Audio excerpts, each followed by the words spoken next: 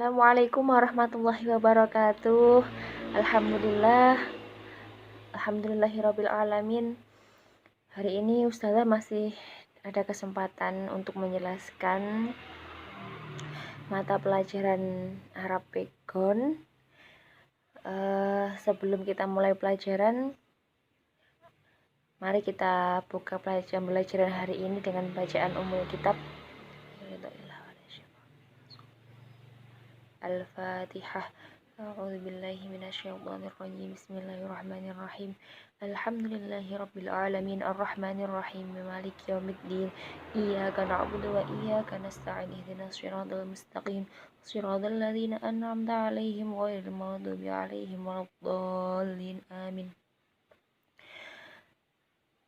Sebelum Ustazah menjelaskan, Ustazah mau tanya dulu.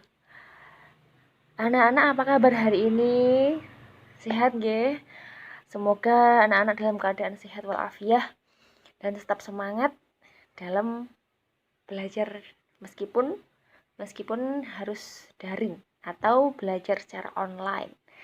Nah, kemarin kita sudah belajar tentang pengertian pegon dan cara-cara penulisan huruf vokal ketika di pegon itu, ketika A menjadi A alif, ketika U menjadi wawu.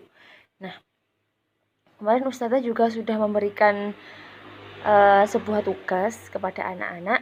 Mungkin bagi yang belum mengumpulkan, bisa dikumpulkan, didouble atau dirapel dengan tugas hari ini. Nah, sekarang anak-anak dibuka buku pegonnya halaman 14. Di situ ada keterangan semua huruf vokal yang berada di awal maka harus ditambahkan hamzah di atas alif. Nah, di situ ada contoh juga. Contoh huruf vokal di depan kata. Nah, latinnya berbunyi akan. Nah, bagaimana cara penulisan untuk pegon? Nah, akan jadi di depan sendiri. Yang pertama kali ditulis adalah huruf alif. Kemudian di atasnya dikasih hamzah. Kemudian huruf kaf. Kemudian disambung dengan huruf vokal alif biar bisa berbunyi K. Kemudian akan itu berarti yang belakangnya huruf N. Nah, huruf N di dalam bahasa Arab itu adalah huruf nun. Nah, itu termasuk huruf konsonan atau huruf mati. Nah, kemudian contoh yang kedua itu ada contoh ini. Nah, ini yang biasanya anak-anak salah, sering salahnya di sini. Jadi, jika ada kata huruf vokal di depan, ini itu bukan langsung menuliskan ya, tapi tetap dikasih alif di depan sendiri dan dikasih hamzah. Ini jadi urutannya alif, ya, nun, ya. Bisa dipahami nggih? Kemudian huruf.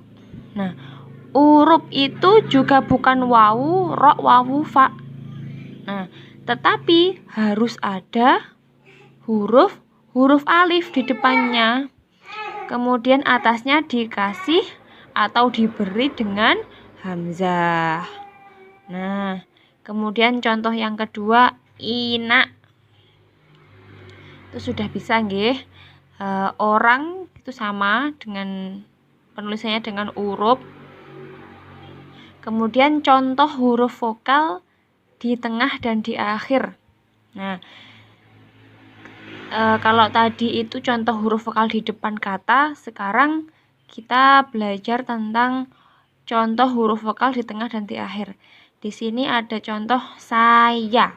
Nah, itu huruf vokal ketika di tengah dan ketika di akhir. Jadi setelah setelah sin itu diberi huruf vokal alif. Kemudian huruf ya, kemudian baru diberi alif. Nah, kemudian yang kedua contohnya lirih. Lirih. Biar bisa berbunyi li, itu setelah lam diberi huruf apa anak-anak? Diberi huruf ya. Nah, kemudian ro, setelah ro juga diberi huruf ya biar bisa bunyi li, ri. Lah, H di belakang itu dikasih apa? Diberi huruf apa? Diberi huruf H sebagai huruf konsonan atau huruf matinya. Paham nggih dari situ? Nah, ini yang contoh terakhir. Sebelum terakhir itu ada contoh keras. Ini untuk penulisan yang benar, seharusnya di atasnya kaf itu ada tanda layar atau yang biasa disebut dengan pepet.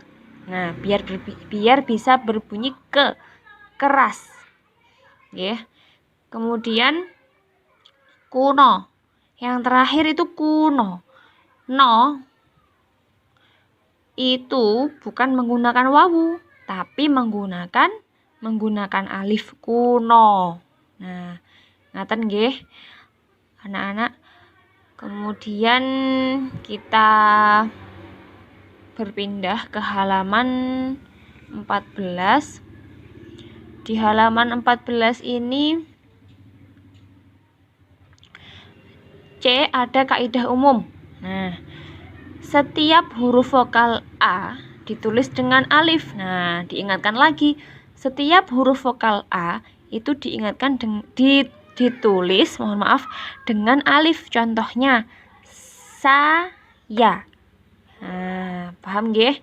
Jadi setelah sin itu tidak boleh langsung ya, tetapi dikasih atau diberi huruf alif biar bisa berbunyi sa. Gitu nggih. Nah, kemudian di bawahnya itu ada latihan. Salinlah kata-kata di bawah ini dengan huruf pegon. Nah, anak-anak tugasnya adalah menyalin soal atau latihan 1-10 itu di buku pegon langsung monggo, ditulis di buku tulis juga boleh. Nah, itu ada terpisah dan sambung. Untuk yang terpisah bisa dilihat di atasnya tadi, itu contoh terpisah. Sin plus alif plus ya plus alif. Nah, itu terpisah namanya. Kalau yang setelah sama dengan itu sudah sambung. Untuk penulisan selanjutnya bisa dilihat lagi di halaman di bab sebelum pegon ini ada tata cara menyambung huruf hijaiyah. Alhamdulillah, penjelasan dari Ustazah tadi sudah selesai nggih anak-anak. Ustazah harap anak-anak mampu memahami apa yang Ustazah jelaskan. Dan jangan lupa untuk mengerjakan tugas-tugas yang sudah Ustazah berikan. Silahkan dikerjakan di buku pegonnya boleh, di buku tulis juga boleh, kemudian difoto, kemudian dikirim ke nomor WA Ustazah. Untuk catatannya, Ustazah sangat berharap kepada anak-anak untuk tidak dituliskan, untuk tugas-tugasnya tidak dituliskan oleh orang tuanya. Ini karena di kelas 2 dan di kelas 3 ini anak-anak harus benar-benar sungguh-sungguh belajar Arapegon. Karena apa? Karena Arapegon di kelas 2 dan di kelas 3 nanti itu untuk bekal kalian nanti di kelas 4, 5, dan 6 untuk memaknai kitab-kitab kuning yang ada pada mata pelajaran di kelas 6. Apabila anak-anak tidak bersungguh-sungguh dalam belajar Arab Pegon, ditakutkan atau dikhawatirkannya nanti anak-anak itu ketika didikte sama ustadzahnya, nanti anak-anak kesulitan atau kebingungan untuk memaknai, sehingga anak-anak nanti tidak bisa mengikuti atau diktean maknanya oleh ustadznya, sehingga kitab-kitabnya banyak yang bolong. Nah itu ustadzah sangat takut atau sangat tidak berharap itu terjadi pada kalian semua. Jadi ustadzah harap tugas-tugas dari ustadzah itu benar-benar kalian yang mengerjakan dan benar-benar belajar atau memahami secara keseluruhan bahasa Arab dan Pegon. Sementara sekian dulu dari ustadzah. Ustadzah mohon maaf sebesar-besarnya apabila ada salah kata. Al-insanu ma'al khata' wan nisyan. Manusia itu tempatnya salah dan lupa. Ustadzah akhiri dulu. Wassalamualaikum warahmatullahi wabarakatuh.